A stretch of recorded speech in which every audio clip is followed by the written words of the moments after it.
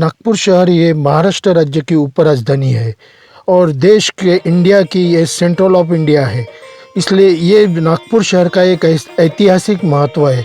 यही शहर में एक गोलीबार चौक नाम का फेमस चौक है। यहाँ से जब अंग्रेज़ों का राज्य अपने इंडिया पे था उस समय अनेक स्वातंत्र्य के लिए अनेक सत्याग्रह हुए। उसमें से एक सत्याग्रह 1921 में यहीं से हुआ था।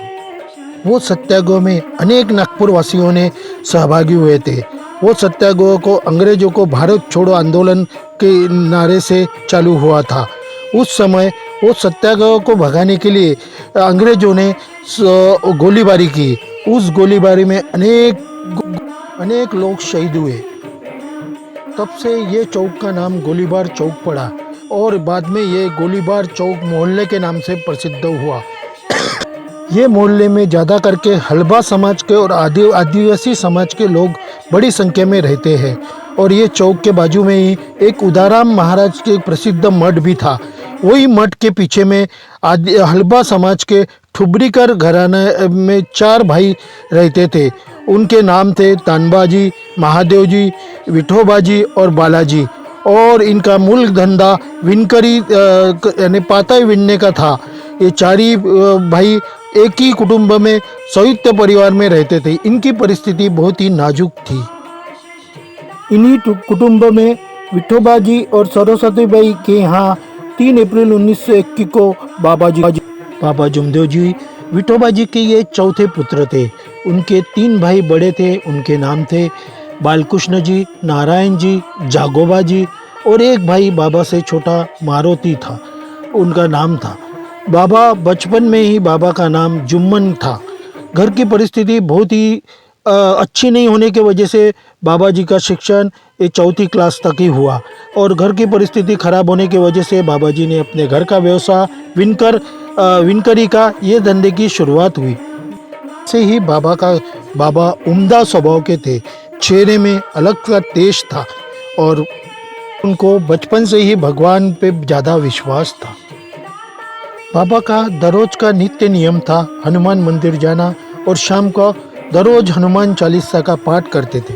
तो बचपन से ही अखाड़े का बहुत शौक था और बड़े होके बाबा जी ने गोलीबार चौक के पहलवान भी बने। बाबा की शादी 17 साल की उम्र में 1938 में मई महीने में खापा के यहाँ प्रतिष्ठित नागरिक बाबूजी बुर्डे, इनकी सुकन्या और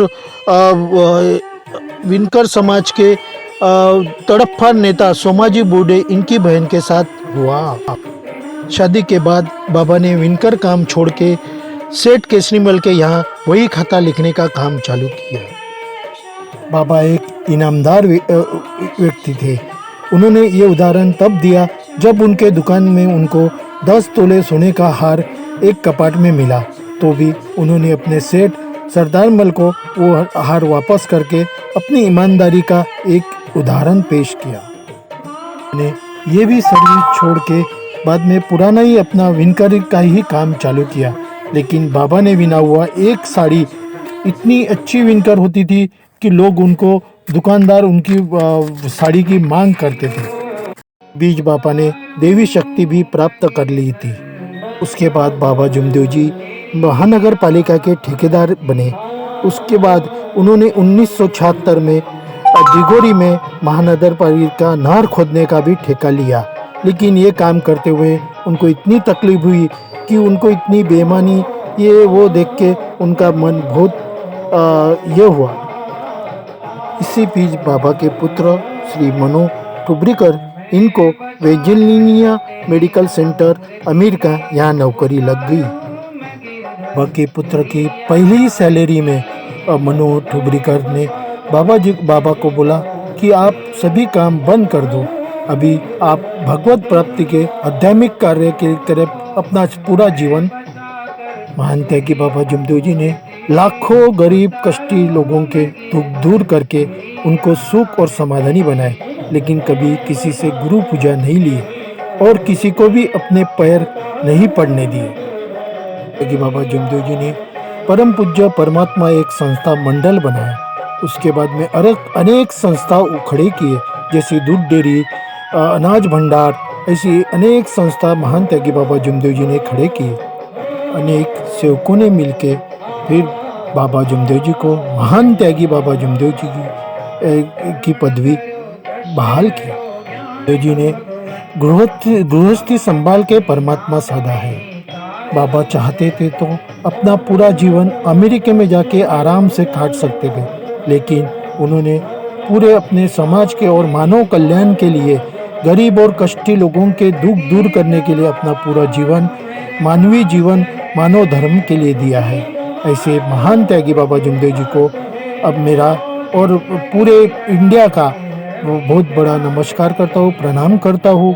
और यही देख के इंडियन सरकार ने महान त्यागी बाबा जमदेव जी के नाम से एक टिकट भी अभी लॉन्च की है। ऐसे महान त्यागी बाबा जमदेव जी को मेरा कोटि कोटि प्रणाम। और मेरे बोलने चलने में कुछ गलती हो गई होगी तो मैं माफ़ी मांगता हूँ। तो हेलो दोस्तों, वेलकम बैक माय चैनल। वैसे ये कहानी थी महान त्यागी बाबा जी जमदेव जी की जीवन और जन्म और जीवन की। वैसे देखा जाए तो जो सेवक है, जो परम पूज्य परमात्मा एक सेवक मंडल से जुड़े हुए हैं, उनको महान त्यागी बाबा जमदेव जी के बारे में हर चीज़ मालूम है। लेकिन जो नए, जिनको ये मार्ग के बारे में कुछ भी नहीं मालूम, तो इसके लिए मैं ये एक छोटा सा उदाहरण देता हूँ। महान त्यागी बाबा जमदेव जी ये परम पूज्य परमात्मा एक सेवक मंडल के सर संस्थापक है। उन्होंने ये मार्ग निकाला। इसमें अनेक दुष्टी कष्टी लोग जो आते हैं, जिनको भूत बाधा से जो बाधित रहते हैं या किसी को व्यसन ज़्यादा रहता है, तो ये लोग ये मार्ग से जुड़ते हैं और उनको उनके दुख दूर होते हैं। और उनको लेकिन इनके नियम है, वो नियम का पालन करना पड़ता है। अगर जिसको नियम नहीं पाले तो उसको बहुत बड़ा प्रॉब्लम में आ जाते हैं। इसलिए इन्होंने बोला है महान त्यागी बाबा जमदेव जी ने, जिनको परिवार को ये नियम मान्य है, उन्होंने ही ये मार्ग लेना चाहिए। इतना सुंदर और सुशील जीवन काटने वाले महान त्यागी बाबा जमदेव जी को मैं प्रणाम करता हूँ। और सभी सेवकों को, और जो भी मेरे व्यूअर्स देख रहे हैं, उनको अगर ये मार्ग के बारे में कुछ इंक्वायरी करना तो मेरे को कमेंट करके बोलो। मेरी और टीम आपको ये परम पूज्य परमात्मा एक मार्ग के बारे में हर चीज़ बता सकती है। तो इतना ही कह के अगर ये वीडियो आपको पसंद आएगा तो लाइक कीजिए, शेयर कीजिए, कमेंट कीजिए। और नए होंगे तो चैनल को सब्सक्राइब कीजिए और बेल बटन को प्रेस कीजिए, ताकि मेरे नए वीडियो आपको उसकी तुरंत नोटिफिकेशन मिल सके। Okay, thank you for watching my video.